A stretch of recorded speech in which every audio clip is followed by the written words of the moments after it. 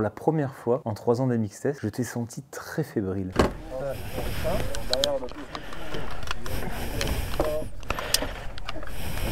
Mais alors Pierrick, je le sens pas du tout. Oh, ça craque, hein. C'est marrant, j'ai l'impression que qu'on lui a proposé de faire du saut à l'élastique. Ça me fait rire de le voir un peu en difficulté, putain. Alors il est chaud le Pagé ou pas? Ouais. Ouais, c'est bon. Première fois sur 4 roues, non? Donc moi, les gants, j'ai réussi à les perdre en 1 mètre. Oh, c'est peut-être un truc. Je crois qu'MX Test va devenir Buggy Test.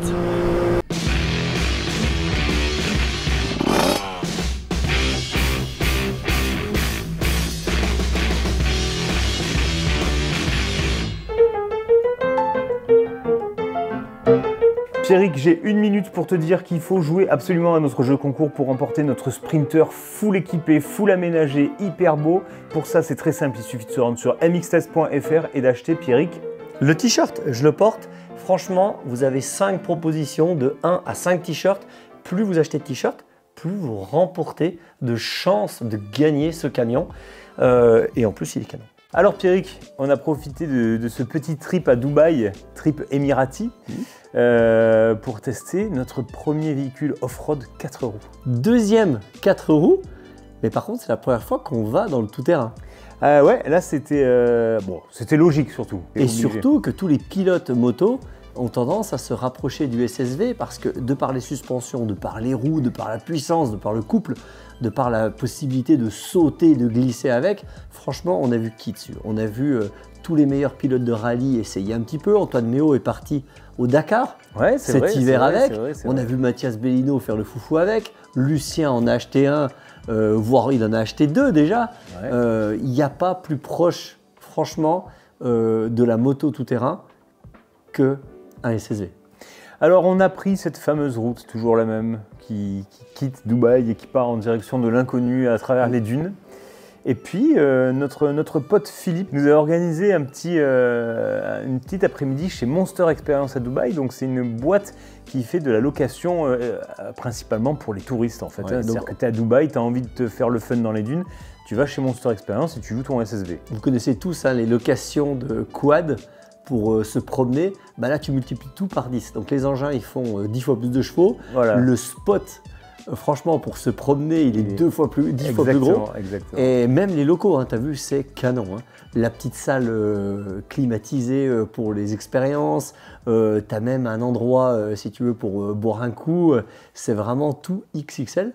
Et en l'occurrence, il en avait combien? Il en avait 30 ou 40. C'était incroyable, c'était incroyable. Alors déjà, avant même qu'on commence tout ça, Pierrick, je voudrais que tu nous dises quelque chose parce que pour la première fois, en 3 ans d'MX Test, je t'ai senti très fébrile. Mais bien sûr, et il y a une raison à ça. Buggy Buggy. Buggy Buggy. Alors je sais pas pourquoi, mais alors Pierrick, je le sens pas du tout inspiré. C'est marrant, j'ai l'impression que qu'on lui a proposé de faire du saut à l'élastique ou alors un tour de 1000 ZX10. Mais je le sens pas du tout inspiré. Ça me fait rire de le voir un peu en difficulté, putain. Il m'en a tellement fait baver pendant des mois et des années avec son sable. Alors il est chaud le Pagé ou pas? Ouais. Ouais, c'est bon. Première fois sur 4 roues, non? Eh oui, première fois. Hein. Pour la chaîne. Eh oui, pour la chaîne, oui. Ouais. Donc moi, les gants, j'ai réussi à les perdre en 1 mètre. Il stresse. Oh, le nombre de Can-Am.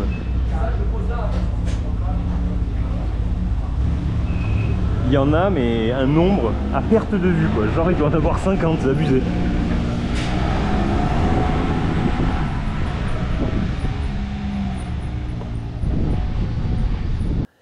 Je connais le Can-Am X3 depuis peu de temps, tu sais, on m'en a parlé ces derniers temps à 2 endroits. C'est lors des CBO Days, donc si tu veux, CBO est revendeur Can-Am. Okay. Donc on connaît plus CBO avec Cédric Soubera, c'est des Honda, mais en l'occurrence ils font plein d'autres marques, dont Can-Am. Donc pour les CBO Days, ils se sont dit, Terran Cross, Can-Am, allez, on va faire essayer cet engin de fou qui est hyper drôle. Sauf que ils l'ont mis 2 fois sur le toit. Ouais. Là-dessus, Lucien en achète 2. 2 épisodes, 2 fois sur le toit quand même. Ouais. Donc si tu veux, là tu me faisais essayer un truc.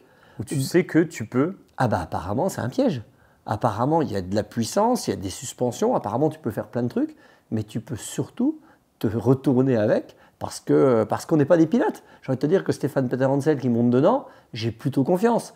Mais si tu veux, nous, on a à la fois l'habitude du saut, l'habitude du sable, mais pas avec 4 roues. C'est quand même spécial. Tu sais, t'as pas fait de quad encore. Moi, j'en ai fait.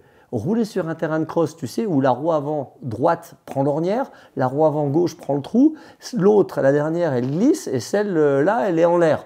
C'est déjà très compliqué du quad. Mais là, en l'occurrence, t'as pas les jambes pour amortir, hein. Tu es dans un baquet, donc franchement, j'ai avalé la trouille. Alors, on a eu droit à notre petit briefing de touristes. C'était marrant parce que là, j'avais vraiment l'impression qu'on faisait une activité de vacances, tu vois. C'est exactement ça. On faisait notre petit briefing avec le gars. Il nous manquait attention, suivez bien le guide, faites ceci, faites cela. Il nous manquait la Charlotte dans le casque. Exactement, donc c'était très très rigolo. Donc on est parti, on a rapidement quitté cette salle de brief pour rejoindre le désert et suivre notre cher guide en quad. Ouais. Alors le débarrage, c'est simple, hein. C'est un bouton start-stop. Allez, monte devant, je dirais, monte devant parce que Raph il monte dans l'autre buggy. Alors, c'est la première. Hein. Les roues, Raph à côté de moi, sans déconner. J'ai encore pas compris comment ça marchait le ascenseur. Tac.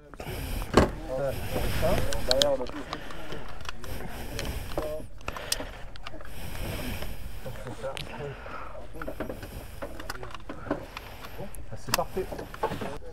Donc là, est-ce que c'est le truc qu'a retourné Mathias Bellino? C'est le truc que toute la planète a retourné. Je sais pas s'il s'est retourné Bellino, mais en tout cas Lucien. Lucien s'est retourné avec. Retourné 8 fois. Tous mes potes se sont retournés avec. Vous avez le 1, c'est comme le dit dans la voiture. Parfait. Le 1, vraiment neutre. High speed, low speed. Low speed, il n'y a pas besoin. Vous avez besoin juste pour le H pour conduire. High speed. Il connaît mix test lui, c'est low speed. C'est high speed. Ok, depuis c'est le départ. Oh, ça craque hein. Il y a du répondant. Ouais. Il y a même du Bluetooth si vous voulez. Alors je patine. Ça patine là. Ah, je patine. Alors premier feeling de direction. Bah en fait t'es en prise directe, donc ça fait un peu motocross. Ce que tu fais, ça fait. Ça c'est plutôt cool.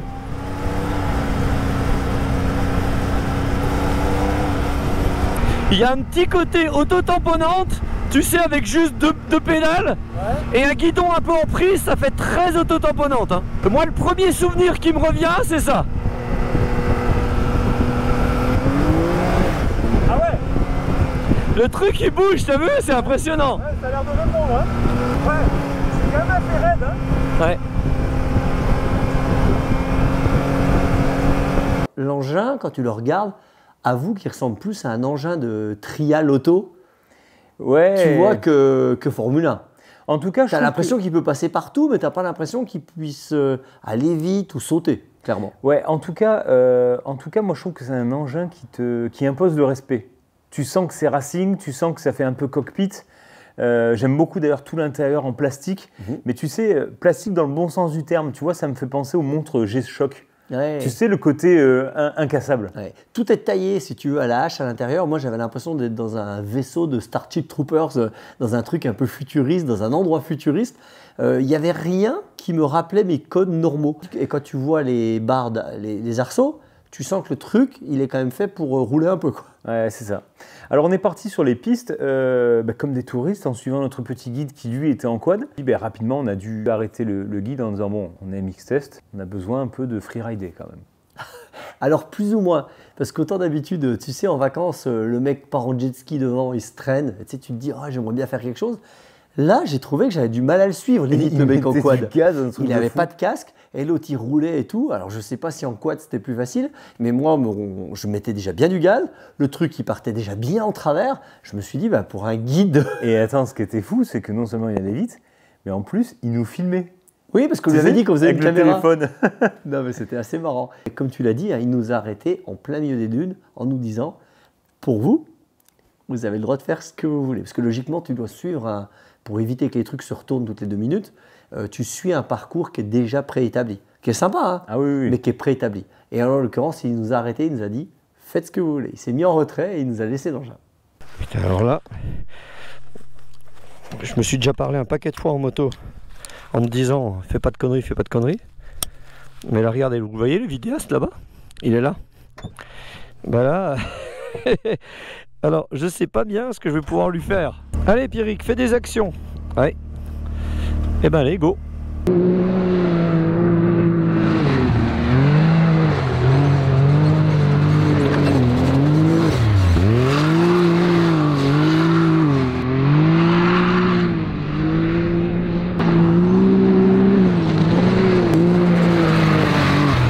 Oh là là là là! Il glisse son freinage à l'accélération. Oh, c'est peut-être un truc. Je crois qu'MX Test va devenir Buggy Test. Oh, puis le terrain de jeu, c'est un terrain de jeu ou c'est un terrain de jeu? Attention, pas faire le con. C'est jamais. Oh, un trou là. Et c'est reparti.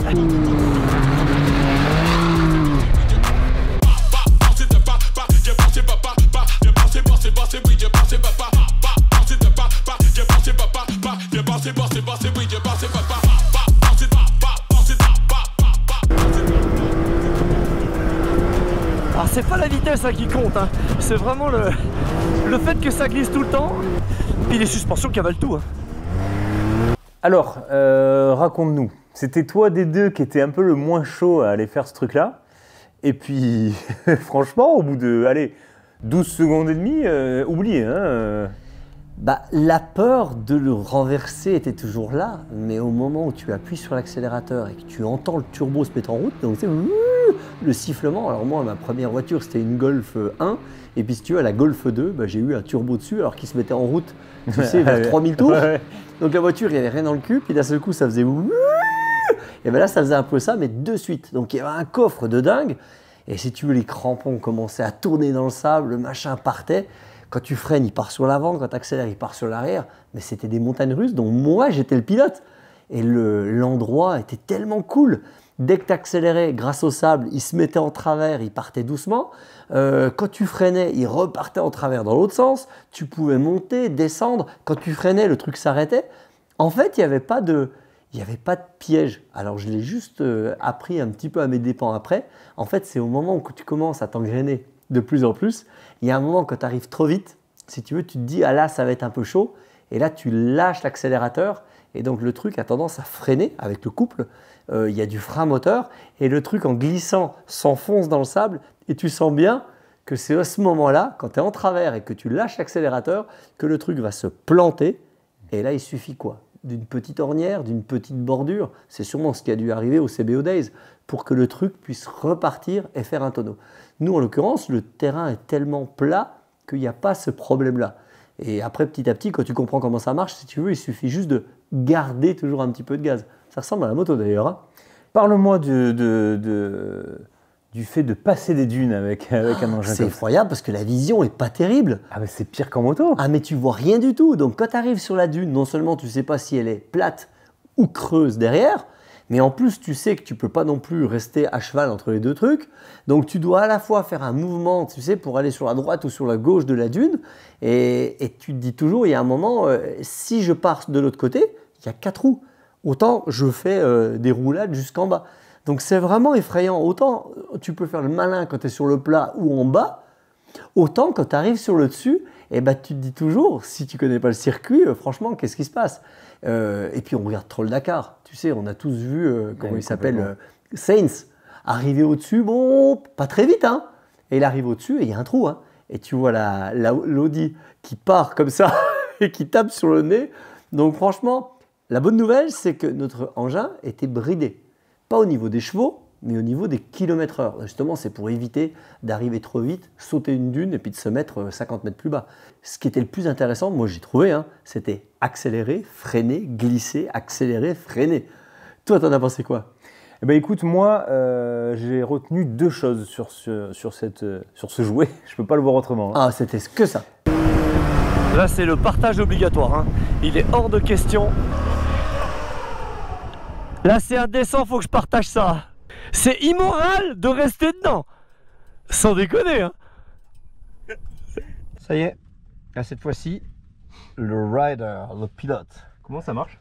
J'ai retenu 2 choses. La première chose, c'est que il a la capacité de te faire littéralement vriller. C'est-à-dire qu'au moment où tu commences à accélérer et à faire tes premiers coups de volant, tu as envie de faire du sale.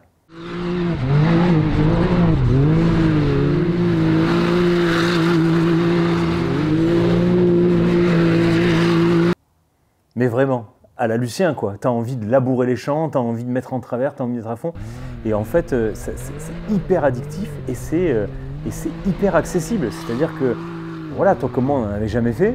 Je dis pas qu'on a fait des trucs incroyables dessus, mais t'as vu un peu de l'agressivité qu'on avait. On s'est amusé, on a pu aller vite, aucune on a retenue, pu aller quoi. doucement, on a pu monter. En fait, tu sais, c'est l'inverse d'une moto de trial, où tu as tous les codes à respecter pour arriver à faire un truc. C'est-à-dire que tu dois respecter un ordre établi. Là, il n'y a plus d'ordre établi. Là, c'est, comme tu l'as dit, c'est la boucherie. Tu ne trouves pas qu'il y avait un petit côté Mad Max? Non, mais Le complètement. premier Mad Max. Mais complètement. C'est mais ça. complètement. Alors, tu as envie de faire un peu n'importe quoi avec, tu as envie de faire un peu le foufou. C'est très très accessible, c'est-à-dire que tout de suite, tu te mets à prendre des virages en glisse, des appels contre appels, des trucs comme ça. Et c'est là que tu comprends pourquoi il y a autant de mecs qui se retournent avec. Et nous, comme Lucien a cassé le sien avec un seau, on s'était un peu renseigné et en fait, les suspensions sont énormes, les grosses Fox, là, elles sont magnifiques d'ailleurs.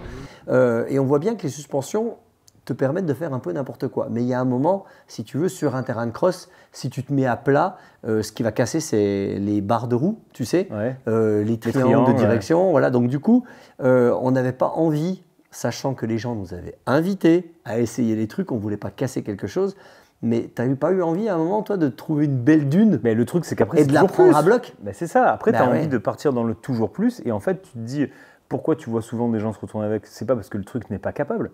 C'est parce que les gens ne sont pas capables d'assumer leur vitesse. Et comme tu vas de plus en plus vite sans t'en fixer des limites, à un moment donné, tu fais la cabane sur le chien. Oui, c'est comme si tu prends une 4,5, tu vas à une plage et que c'est tout plat.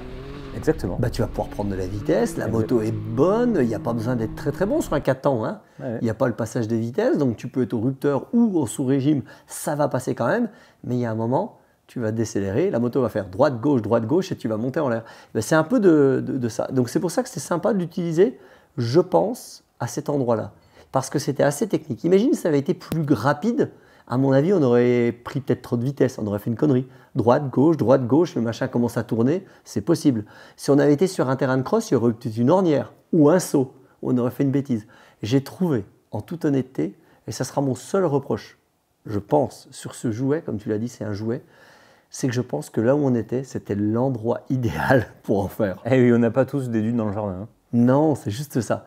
Donc, Après, attends, à faire un test de vérification sur un autre type de terrain pour voir ce que ça donne. Hein. Alors attention, hein, c'est pas le X3 qui a inventé le buggy quelque part. Moi déjà dans les années 80, il existait des buggy, donc c'était des trucs souvent moteurs de moto, Ouais. qui étaient dans des châssis tubulaires faits eux-mêmes, avec des roues qui étaient plutôt routes, mais avec un peu de crampons. Donc tu vois, c'était ça le buggy. J'ai des amis qui ont fait des courses de buggy, des championnats de Franche-Comté de buggy. Donc ça existait déjà. Là, le truc, il arrive, il est tout fait entièrement. Donc il existe des circuits un peu rallycross. Tu sais, par exemple, Ouais. à côté d'Is-sur-Tille, à côté de Dijon, Ouais, bien sûr. il y a un grand circuit de rallycross. Je me demande si c'est adapté pour ça. Et les puristes me diront peut-être non, avec les suspensions qu'il y a, il faut faire des sauts. En fait, je ne sais pas trop à quoi il sert. Tout ce que je sais, c'est qu'il est démoniaque. Tout ce que je sais, c'est qu'il a fait le Dakar, mais qu'il est limite capable de faire du supercross. Tu l'imaginerais pas dans la neige, toi aussi? Ah oui, mais complètement. Bah, autant que dans le sable. Hein. Ah là là. En fait, c'est un jouet qui est là. Je pense que tu as besoin que d'un truc, c'est soit d'habiter à la campagne, Ouais, ou soit d'avoir beaucoup de terrain. c'est ça. Mais tu sais, on a parlé souvent les deux du domaine de Préfessal, Oui. qui bah, a je été pense- repris par Ah le bah. champion de France, Benjamin Coisy. Ah bah je pense que là-bas, c'est... Et je crois que j'ai vu des vidéos Ouais, où ouais, justement, ouais. il a tout un tour de... Non, Faut juste pas monter à côté de Méo. c'est clair. Tu t'imagines? Le seul truc, voilà, le seul défaut, ce serait que tu peux monter à deux. Celui qui est à droite, il passe un sale moment quand même. Ouais. Ça doit être dingue. En termes de pilotage et de sensation, la deuxième chose donc, qui m'a marqué sur ce jouet, c'est que tu sais, aujourd'hui, dans tout ce qui est 4 roues, tout ce qui est automobile, tu as quand même des sensations de pilotage qui sont très aseptisées, où tu sens pas vraiment le frein, tu sens pas vraiment l'accélération, le grip et tout. Et là, j'ai trouvé que tu retombes sur du basique, quoi. C'est un peu c'est la moto de cross du 4 roues. Tu vois ce que je veux dire? Ouais, C'est-à-dire que c'est tu as ça. les sensations en direct, quoi. La pédale de frein, la pédale d'accélérateur, la direction, tu sens vraiment les choses. Il y a du mouvement. C'est-à-dire que quand tu tournes, le volant il bouge. Un côté karting. Exactement. Quand tu accélères, le truc il part, il descend. Quand tu freines, il s'arrête net. En fait, on sent qu'il n'a pas été fait pour être efficace, mais pour être fun. Exactement. C'est ça, ouais, C'est ça, hein. Complètement ça, ouais. Autant, c'est vrai que, regarde l'efficacité. Tu prends une 3,5, 4 temps, alors tu bats ton chrono, c'est sûr. Ouais. Mais avec une 125 YAM, Ouais. 2 temps, tu es d'accord avec moi que c'est plus joli, tu te fais plus plaisir, tu te fais moins peur. Je veux dire, c'est pas fait pour être efficace, c'est fait pour être fun.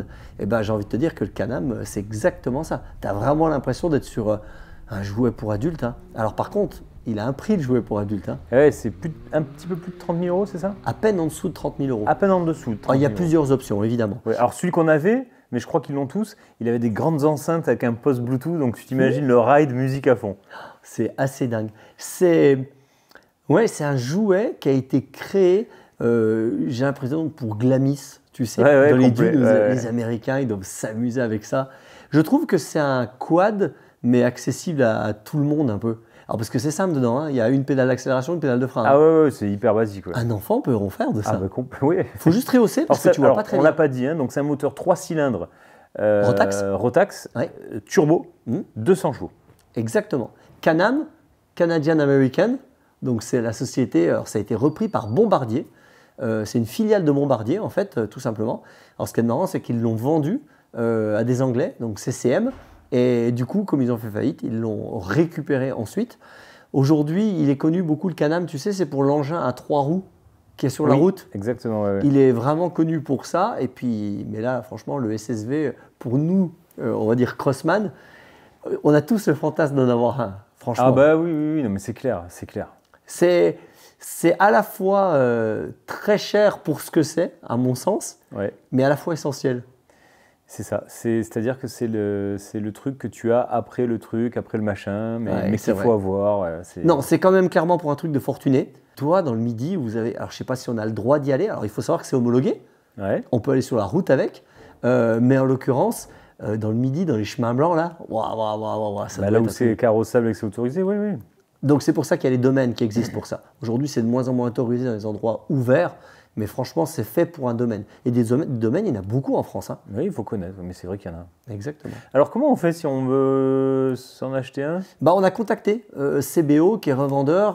Tu as récupéré ta moto chez lui. Et quand j'ai vu les Can-Am, on lui a dit mais il y a moyen, si on fait un épisode dessus, finalement d'avoir un financement, d'avoir une aide, d'avoir quelque chose. Parce que clairement, c'est pas le truc que je trouve, hein, que c'est pas le truc que tu achètes cash. C'est le truc que tu dois acheter puis te dire est-ce que ça va être bon pour le mois. En mensualité, c'est quand même plus simple. Ouais. Ça reste un jouet qui n'est pas essentiel. On a demandé à CBO qui vous met un financement, une super offre à la fin. Donc vous avez juste comme d'habitude à cliquer sur le lien dans la description et vous aurez un coup de fil, vous allez remplir toutes les informations, votre numéro de téléphone, votre email, et CBO vous rappellera pour vous faire une proposition sympa. Et puis comme ça au moins vous pourrez jouer. Par contre si vous en achetez un, vous nous appelez. Parce que nous on a eu pris goût un petit peu et j'aimerais bien l'essayer dans un grand champ, tu sais, où tu fais un circuit avec des cônes. Ah bah oui, c'est clair. Ça doit être dément aussi, parce que Ouais. tu dois plus glisser, je trouve, Ouais. et tu dois moins avoir peur de te retourner, Ouais, non? C'est vrai. Bon, sachez que c'est quelque chose qui coûte autour des 30 000 €. Si vous avez une entreprise qui peut justifier l'utilisation d'un véhicule off-road. Tous les agriculteurs. Parce que moi, je me disais que pour venir te filmer ouais. sur le bord de la piste, j'ai quand même besoin de me trimballer d'un point A à un point B en off-road, avec un peu de confort, en mettant un truc sur le fauteuil passager. Donc je me dis que Bon, pour info, tu sais ce qu'ils sur font un aussi. mix test, on pourrait peut-être mettre un. Tu sais ce qu'ils font? Ils font aussi des mules. Ouais, c'est vrai. Et ça, à mon avis, pour un mix test, ce serait encore mieux, parce que là, tu mets tout le matériel caméra, Ouais, ça non, peut être pas mal. c'est Mais ça, vrai, c'était plus fun. C'est ça que je veux. Non, mais sans déconner, je ne veux pas fantasmer le truc, hein, mais si tu es agriculteur, que tu aimes l'enduro, mais il y en a beaucoup chez moi, hein, Ouais. la plupart des agriculteurs font de l'enduro ou du motocross. Donc ça veut dire que tu as de la place, tu peux récupérer la TVA. Non, mais c'est un truc de malade. Et en plus, tu peux limite justifier d'amener une botte de foin. Vite, il a tu faut- l'accroches. Alors quand tu arrives à l'endroit où il y a les vaches ou les chevaux, clairement, il n'y a plus de botte de foin. Hein. Tu as tellement fait des droites et des gauches qu'à mon avis, elle n'existe plus. Tu as juste la ficelle qui traîne derrière. C'est clair. Mais non, mais ça peut être canon, effectivement. Bon, bah écoute, j'ai hâte qu'on se refasse un petit test à 4 roues très très vite. Un trike, 4 roues, pas j'ai le dit. même délire. Ah, pas le même délire, là. Non, pas le même délire. C'est un peu la chose. Mais il paraît qu'il a tendance aussi à rouler. sur lui-même. ok. Ouais, et tu sais qu'aux États-Unis, ils l'avaient quand même interdit à la vente parce que les mecs, justement, se Tu parles du blessaient. gros truc qu'on dirait une La Harley, TC. mais La avec TC. le moteur de bagnole à l'arrière. Non, Ah. le trike, en fait, c'était l'ATC.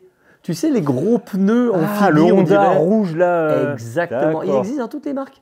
Ok, oui, Et faut donc, qu'on le fasse ça. ce truc avait été interdit tellement il était dangereux qu'il se retournait. Alors, comme nous, on a réussi à ne pas retourner le X3, On peut ne pas retourner un trike. on pourrait peut-être ne pas se retourner. Chose promis, chose due, on a appelé CBO pour savoir comment fait-on pour avoir ce X3. Si vous avez un château, si vous avez des grands domaines, si vous voulez aller par exemple au domaine de Préfessal, on a vu qu'il y en avait plein. Alors ça pique un peu, je n'étais pas prêt au niveau du prix. 38 799 €, à partir de 38 799 €. On lui a quand même demandé pour un financement, on est sur du 755 € par mois, donc sur 60 mois sans apport. Alors, c'est cher, c'est certain, c'est à l'image du produit, mais on vous avait promis, à chaque épisode, on vous permettra de l'avoir. Donc merci à CBO pour leur soutien, en tout cas de nous avoir proposé cet engin de folie. J'espère que, en tout cas, on a aidé quelques fous à avoir cet objet fou.